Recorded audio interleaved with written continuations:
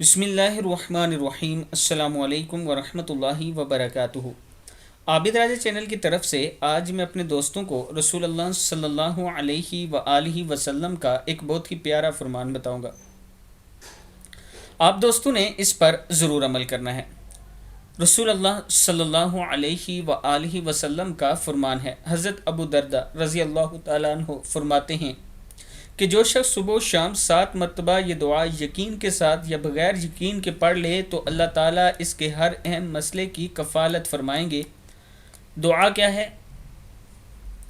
حسبی اللہ لا الہ الا ہوا علیہ توکلت وہو رب العرش العظیم۔ ابو داؤد کی حدیث ہے، میرے لیے اللہ تعالیٰ کافی ہے، جس کے علاوہ کوئی معبود نہیں، اس پر میں نے بھروسہ کیا اور وہ عرش عظیم کا مالک ہے۔